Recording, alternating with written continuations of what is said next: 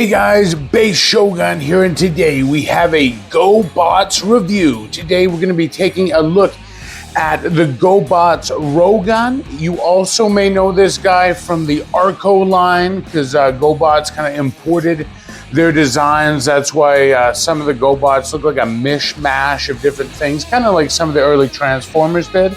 It's because, well, that's what they were. So before we get right into the video, guys, if you like this kind of collector-focused mecha content, please like, comment, and subscribe, and let's get right into the video. All right, guys, so as I was saying before, there's actually two versions of this guy.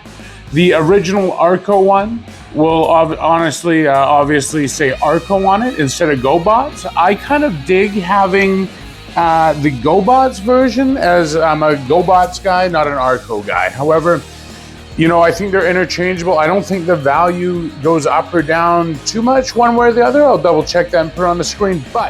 And so let's take a look at them right here. So you can see a very kind of almost knockoff-y, stereotypical old-timey robot design. I do really like the decal work that is on here though. And fun fact, on the GOBOTS wiki, this guy's actually called Shotgun instead of Rogun, I think, because surprise, he transforms into a shotgun. But having said that, I do like the blues, the reds pop, the grays fine too, the decal work I do like, the yellow. So it's colorful, it's retro. I'm digging it a lot actually. And it does have wheels, so it almost scratches like a little bit of a Shogun Warrior itch, and I do really wish they made a larger version of this. So for articulation, not really. You have his head that moves, and that's more for transformation. And then the arms, you know, you could have him kind of doing this, but again, that is for transformation.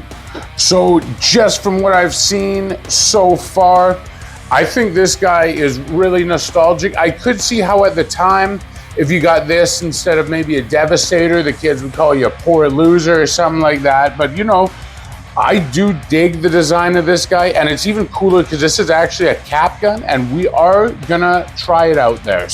I'm liking it. It's not blowing me away, but it's like that good time period kind of nostalgic feel to the toy. Okay, guys, so let's get him into the shotgun mode here. I don't think we're gonna have too many problems at all.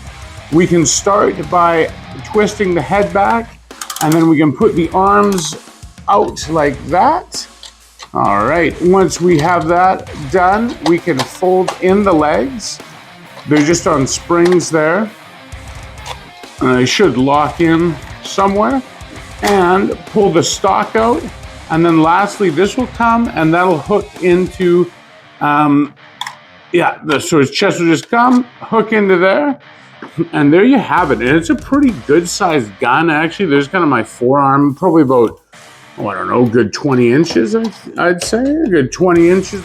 Okay, guys, so when I went back to edit the video, unfortunately, throughout the whole thing, I did a major faux pas and I forgot to put the barrels out. So throughout the video, just pretend he looks like this. This is gonna give him a little bit more length and height there. I also just wanted to say, if you were a kid back in the day or something, I do think this kind of looks cool. It's almost like a fan mode. It could be like a crossbow, as well as if you put one barrel up, you could kind of hold this like a kind of gangster's Tommy gun there if you're really just trying to get the most play value out of it. All right. And honestly, it doesn't look like an actual like shotgun, but it does look like kind of a futuristic space weapon, and that is very cool to me. Bonus, the neck in the head is hollow, so you can actually use kind of like a, pretend you got a sight locked in there, and it does come with a dual trigger, 1 and 2, and for that reason is, you can see it actually takes 2 cap rings in there, and that's pretty awesome. I think you can see this has been fired before, and yeah, that's pretty much kind of what it's giving you there. So I do think this is a lot of fun. I think it looks really good too, and you know what the good thing about these guys are? They're still pretty cheap to find actually. So if you wanted to have one, you can pick this up for not too much, especially if you're not looking for graded condition. And to test out the firing capabilities, we will be using Montoy. That is the Dollarama house brand there. Montoy is pretty well known for making pretty crappy products, so let's hope that their caps are a little bit better. I haven't, let's see if we can get that to focus there. There we go. I haven't had a cap related anything in a while. It actually took me a while to track these down in Canada. I don't know if that's like a bylaw or something, but yeah, they were a pain to get in.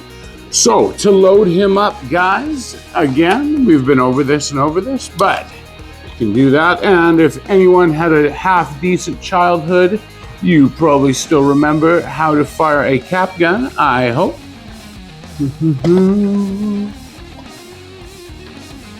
And now that we're loaded up, cock, lock, and ready to rock, Doc, let's take a look at some of the firing potential of this bad boy. And sorry for the change of scenery there. I do not want to scare the cat, so let's see.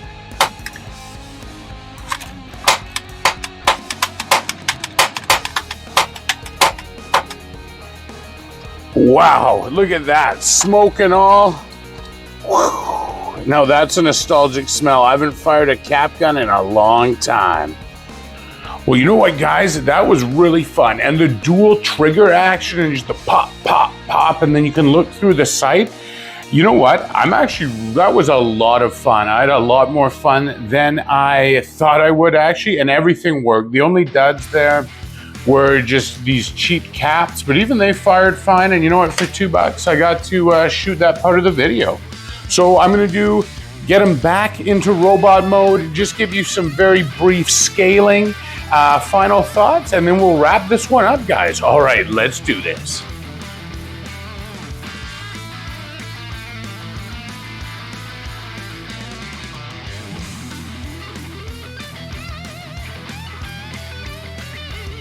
So guys, we have him here back in his robot mode, and I'm just gonna do some very light scaling. The only thing I had quick access to was kind of my graveyard bin. So there's a cycle to give you kind of a little bit more standard GOBOT size. Again, like thruster and some of the bases are gonna be bigger. There was combiners. They were just throwing everything at a wall, seeing what stuck.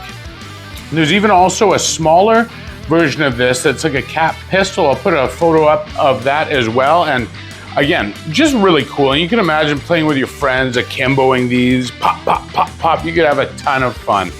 And then here is a graveyard for parts G1 hot rod there. So you can just kind of see this is a fairly large figure, and especially in gun mode, it really doesn't mess around.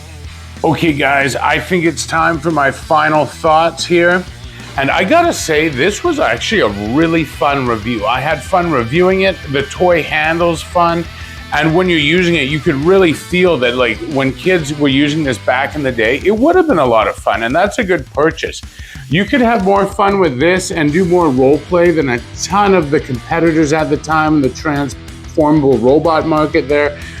Obviously, Transformers won, and for good reason, but I think this is a very cool piece of pop culture toy history here, and I think it belongs in your collection. If you can get it one for a good price, especially if you don't care about condition, I'd say do it now. I'll put a price up on the screen, kind of what I think it's going for there, and I'm gonna give this guy an 8.9. I'm digging this. I've had this guy for a while, but I wanted to review him, but I never had the cap. So I'm very happy I finally got around to it, actually. And this is a solid GoBot for your GoBot collection. And I gotta say, I really want to do some more GoBots and some more Rock Lords on this channel too. All right, well, thank you guys so much for being with me here today. And remember, don't let anyone or anything ever stop you from collecting.